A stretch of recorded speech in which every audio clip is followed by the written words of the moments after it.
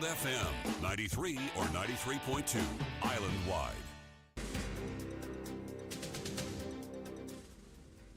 Good evening, this is Chamod Fernando bringing you the news roundup.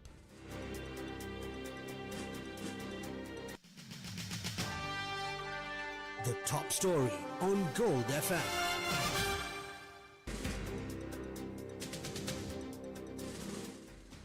The Israeli military says it completed a broad strike on the Iranian regime. The statement adds, quote, "The strikes were conducted in order to establish and enhance the Israeli Air Force's freedom of operation over Iranian aerial territory in order to degrade the IRGC's capabilities and to thwart threats toward the home front of the State of Israel," unquote. A major military operation codenamed Epic Fury and Roaring Lion began across Iran as United States and Israeli forces struck multiple cities. Explosion rocked the capital Tehran, with reports of missiles hitting areas near the presidential palace and the compound of Supreme Leader Ayatollah Ali Khamenei. It is reported that at least 53 people had been killed in an Israeli strike on a school in southern Iran. Iranian Foreign Minister Abbas Araghchi said that the crimes against the Iranian people will not go unanswered. US President Donald Trump describes the campaign as a massive and ongoing effort to eliminate imminent threats and prevent the Iranian regime from acquiring nuclear weapons.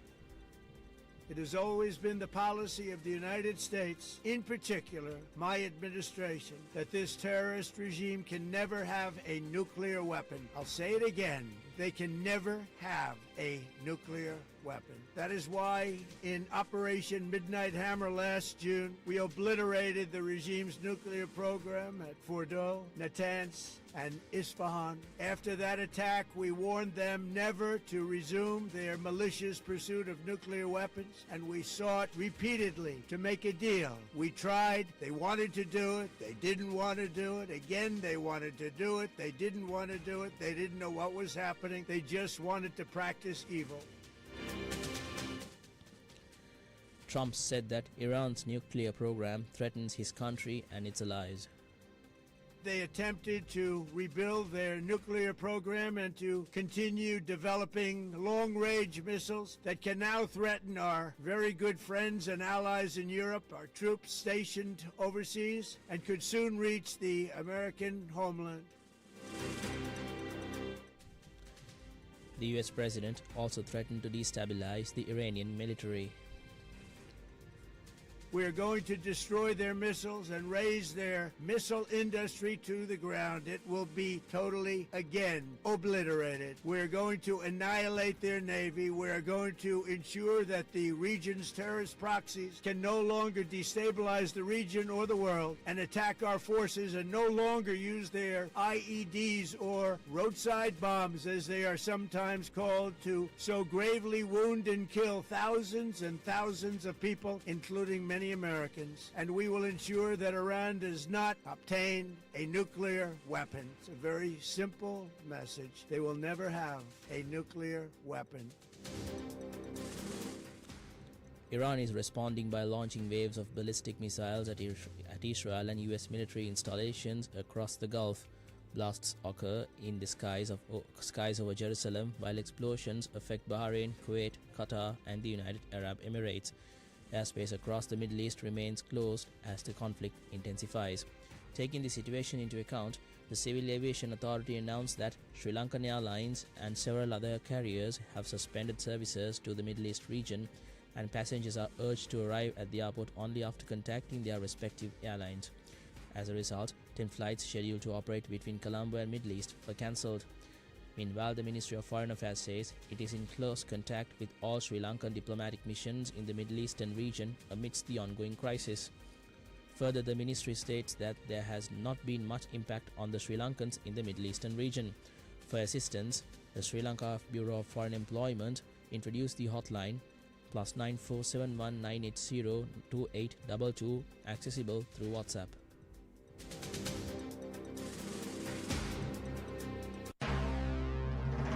This is the local news on Gold FM. The situation in the Middle East is detrimental to Sri Lanka's growth, mainly for tourism. This thought was shared by former diplomat Dr. Palitha Kohona. Speaking to us, Dr. Kohner is of the view that the situation can have an impact on some of our key exports and energy supplies.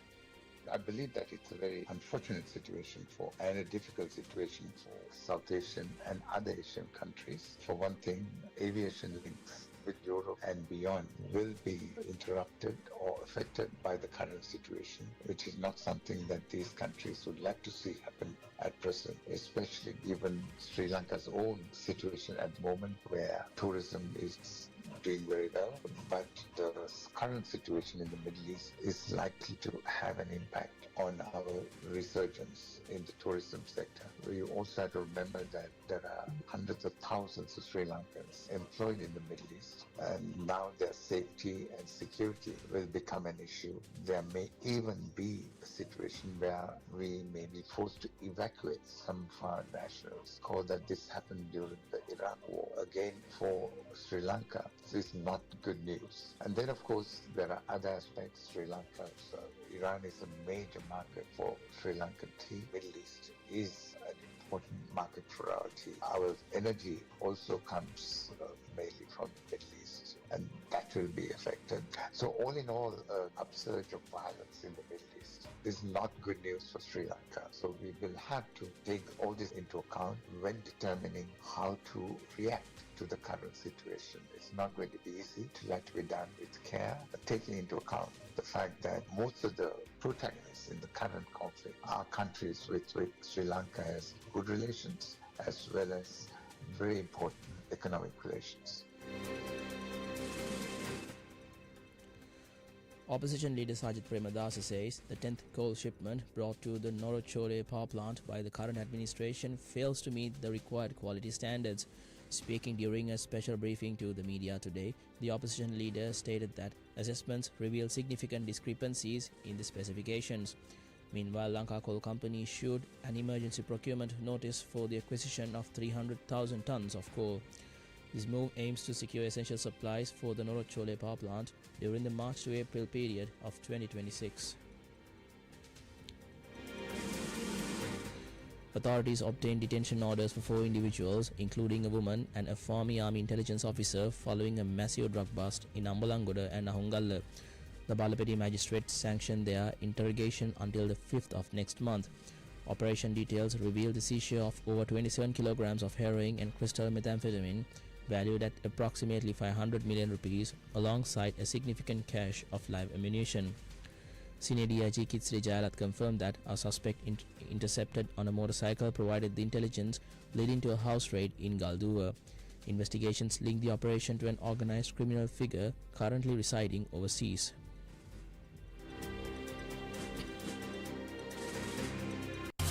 Now for some news in brief.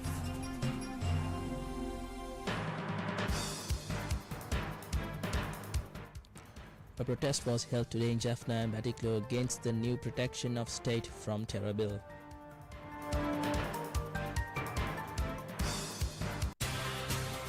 The business news on Gold FM.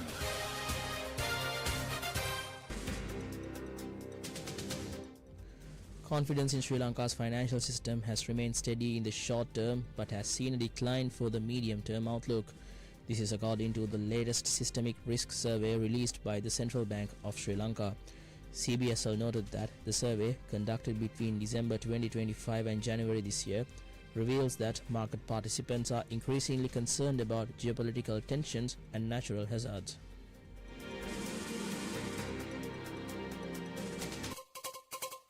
International news on Gold FM. French President Emmanuel Macron called for an urgent meeting of the United Nations Security Council, saying the outbreak of a war between the United States, Israel and Iran has serious consequences for international peace and security.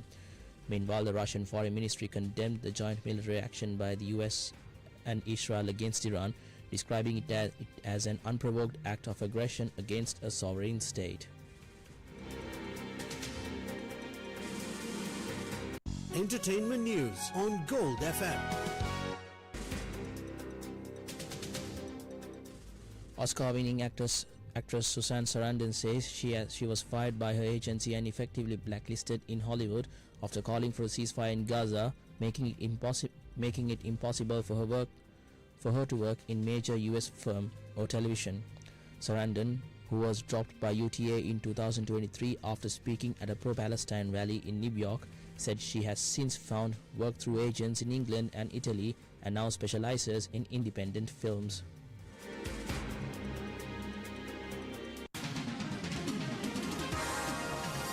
Sports News on Gold FM.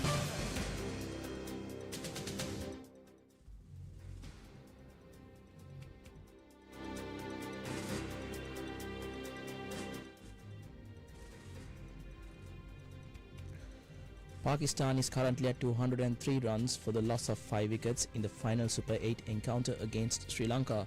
To advance to the next stage, Pakistan must beat Sri Lanka by more than 65 runs.